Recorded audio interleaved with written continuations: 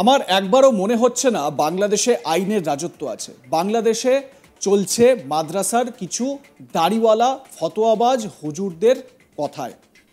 তারা জলসায় বলে ছবি মূর্তি ঠিক নয়, যখন হজে যায় তখন আই কার্ডে নিজেদের ছবি লাগিয়ে যায়। তারা উন্মাদ, সুস্থ মানসিকতার মানুষ নয়। বাংলাদেশটা চালাচ্ছে তারাই। দুর্বৃত্তদের হাতে ক্ষমতা গেলে যা হয়, বাংলাদেশ তার ফল ভোগ করছে। বাংলাদেশের সংখ্যালঘু হিন্দুদের উপরে অত্যাচারের প্রতিবাদে এই বাংলায় গর্জে উঠলেন সাধু সন্তরা। বলছেন যে বাংলাদেশে চলছে মাদ্রাসার দাড়িওয়ালা ফতোয়াবাজ হুজুরদের রাজত্ব।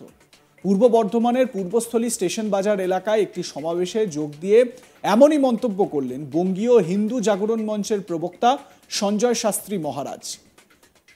বাংলাদেশে ইসকনের মহারাজ চিন্ময় প্রভু নিঃস্বার্থ মুক্তির দাবি, বাংলাদেশে নির্বিচারে হিন্দুদের শেষ করে দেওয়া, মন্দির প্রতিমা সহ বিভিন্ন হিন্দুদের সম্পত্তি ধ্বংস করার প্রতিবাদ জানিয়ে সনাতনী ঐক্য মঞ্চের বিশাল সমাবেশ অনুষ্ঠিত হয়। বিভিন্ন জায়গা থেকে আসা সনাতনী হিন্দুরা সেখানে যোগদান করেন। সেই মঞ্চে হাজির হয়ে বর্তমানে বাংলাদেশে আইনের শাসন নেই, দুর্বৃত্তদের হাতে ক্ষমতা গেলে যা ঘটনা ঘটে, বাংলাদেশের পরিস্থিতি নিয়ে এমনই মন্তব্য করেন সঞ্জয় শাস্ত্রী মহারাজ। আপনাদের শোনাই সঞ্জয় শাস্ত্রী মহারাজের বক্তব্য।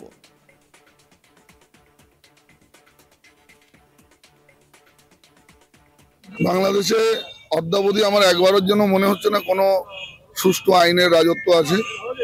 বাংলাদেশটা চালাচ্ছে হচ্ছে কিছু মাদ্রাসার দাড়িওয়ালা ফতোয়াবাজ হুজুররা, যারা জলসায় বলে ভাই সব ছবি মূর্তি হারাম, অথচ যখন হজে যায় আই কার্ডে নিজের ছবিটা লাগিয়ে যায়। তো তারা যে কি বলেন, উন্মাদ তারা সুষ্ঠু মানসিকতার মানুষ আদৌ নন, এবং বাংলাদেশটা চালাচ্ছে তারা। তো দুর্বৃত্তদের হাতে ক্ষমতা গেলে যা হয়, বাংলাদেশ তার ফলশ্রুতি হারে হারে ভোগ করছে।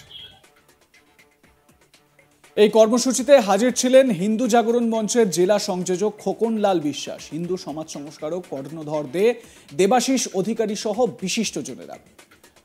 এরই মাঝে বাংলাদেশ তিসরা ইনসাফ পার্টির প্রধান তথা ভারত বিরোধী হিসেবে পরিচিত মিনহাজ প্রধান কার্যত জানিয়ে দেন, মূর্তি পাহারা দেওয়া নয়, মূর্তি ভাঙাই তাদের কাজ। তিনি বলেন, আমরা মূর্তি পাহারা দেওয়ার জন্য নয়, মূর্তি ভাঙার জন্য আছি। আপনারা বলছেন চট্টগ্রাম আপনাদের চাই, কেন যৌতুক চাইছেন নাকি? চট্টগ্রাম নিয়ে লাফালাফি করবেন না। আপনারা যদি চট্টগ্রাম নিয়ে লাফালাফি করেন তবে আমরা কলকাতা, সেভেন সিস্টার্স, আগরতলা সব কিছু নিয়ে টান দেব। প্রয়োজন হলে ভারতকে খণ্ড খণ্ড করে ছেড়ে দেব। বাংলাদেশের মুসলমানের সঙ্গে লড়তে এসো না, বাংলাদেশের মুসলমানের সঙ্গে লড়তে এলে তোমরা বর্ডারেই শেষ হয়ে যাবে। এমনই রগরগে ভাষণ মিনহাজ প্রধানের, শুনলে রক্ত গরম হয়ে যাবে। শুনুন। আমাদের কিন্তু মূর্তি পাহারা দেওয়ার জন্য নয়, মূর্তি ভাঙার জন্য। আজকে আপনারা বলতেছেন চট্টগ্রাম আপনাদের চাই, কেন যৌতুক চাচ্ছেন নাকি?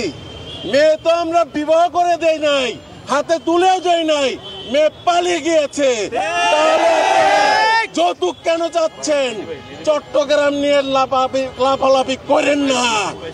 আপনারা যদি চট্টগ্রাম নিয়ে লাফালাফি করেন, আমরা কলকাতা, সেভেন সিস্টার, আগরতলা সবকিছু নিয়ে টান দেব, এবং মরহুম আব্দুল হামিদ খান পাশানির পূর্ণ মানচিত্র নিয়ে নেব। আমরা বাংলাদেশের মধ্যে পূর্ণ মানচিত্র আমরা বহন করব, বাংলাদেশের পূর্ণ মানচিত্র নিয়ে আমরা ছেড়ে দেব।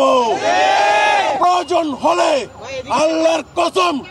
আল্লাহর কসম খেয়ে বলছি, ভারতকে খণ্ড খণ্ড করে ছেড়ে দেব। ভারতের মধ্যে পতাকা, কালেমার পতাকা উত্তোলন করে ছেড়ে দেব।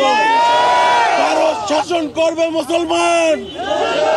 আপনারা গোমূত্রর সন্তানেরা, তোমাদের সাথে আমরা কি লড়বো? তোমাদের গায়ে হলো মাথা, তোমাদের বাবাকে তোমরা বলতে পারো না, তাহলে তোমাদের গায়ে যদি মাথা হয়, তোমাদের বাবা স্বীকৃতি পেতে হবে সার।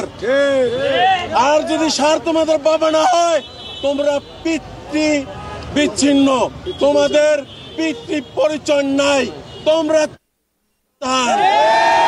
বাংলাদেশের মুসলমানের সাথে লড়তে এসো না। বাংলাদেশের মুসলমানের সাথে লড়তে এলে তোমরা বর্ডারে শেষ হয়ে যাবে। অর্থাৎ এই কথাগুলো শুনে এটা অন্তত বোঝা যাচ্ছে যে বাংলাদেশে এই সমস্ত উন্মত্ত মৌলানাদের রাজত্ব চলছে। আমার সহকর্মী সুজাতা মেহরা এ বিষয়ে তার প্রতিবেদনে কি বলছেন শুনুন। বাংলাদেশটা এই মুহূর্তে চালাচ্ছে কিছু মাদ্রাসার ফতেয়াবাদ হুজুররা। বাংলাদেশে এই মুহূর্তে আইনের শাসন নেই, দুর্বৃত্তের হাতে ক্ষমতা গেলে যা হতে পারে বাংলাদেশে কিন্তু এখন তাই হচ্ছে। পূর্ব বর্ধমান জেলার পূর্বস্থলী স্টেশন বাজার এলাকায় বঙ্গীয় হিন্দু জাগরণ মঞ্চের তরফ থেকে আয়োজিত এক সভায় এভাবেই কিন্তু বললেন বঙ্গীয় হিন্দু জাগরণ মঞ্চের প্রবক্তা সঞ্জয় শাস্ত্রী মহারাজ। এদিনের এই সভায় কিন্তু যথেষ্টভাবেই বিভিন্ন জায়গা থেকে সনাতনী হিন্দুরা উপস্থিত হয়েছিলেন এবং সেখানে যার মূল বিষয় ছিল বাংলাদেশে গ্রেপ্তার হওয়া চিন্ময় কৃষ্ণ দাসের নিঃস্বার্থ মুক্তির দাবি এবং সেখানে সংখ্যালঘু হিন্দুদের ওপর যে হত্যালীলা চালানো হচ্ছে, তাদের সম্পত্তি, মন্দির, প্রতিমা যেভাবে ধ্বংস করা হচ্ছে তার প্রতিবাদে এই সভার আয়োজন করা হয়েছিল। জেলার কর্মকর্তারা এখানে উপস্থিত ছিলেন এবং সেখানে প্রবক্তা সঞ্জয় শাস্ত্রী মহারাজ বক্তব্য রাখতে গিয়ে কিন্তু বললেন যে বাংলাদেশের যা পরিস্থিতি এই মুহূর্তে, সেখানে আইনের শাসন বলতে কিছু নেই, সেখানে দুর্বৃত্তরা যা শাসনকাজ চালাচ্ছে এবং তার ফলে যা ঘটার তাই ঘটছে। আর সেখানে বাংলাদেশের এখন চালাচ্ছে কিন্তু মাদ্রাসার কিছু ফতেয়াবাদ হুজুর।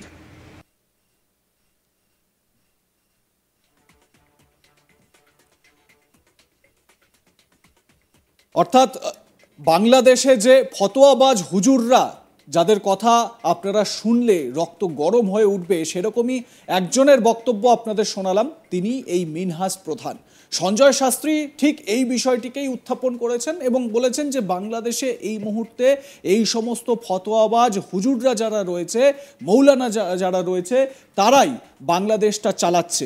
ইউনূস সরকার কাঠপুতলি সরকার, ইউনূস সরকারকে পরিচালনা করা হচ্ছে।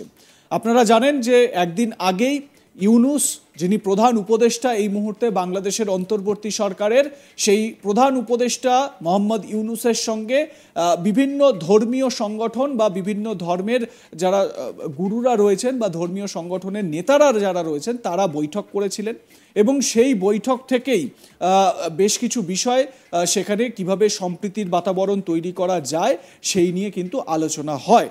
মাথায় রাখতে হবে, ভারতের বিদেশ সচিব তিনি বাংলাদেশে গিয়েছিলেন।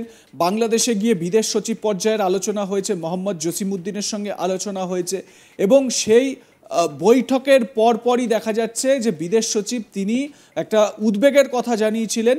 সেই মতো কিন্তু পরবর্তী পরিস্থিতি আমরা লক্ষ্য করতে পারছি। আপনাদের কি মতামত এ বিষয়ে জানাতে ভুলবেন না। দেখতে থাকুন আজ তাক বাংলা।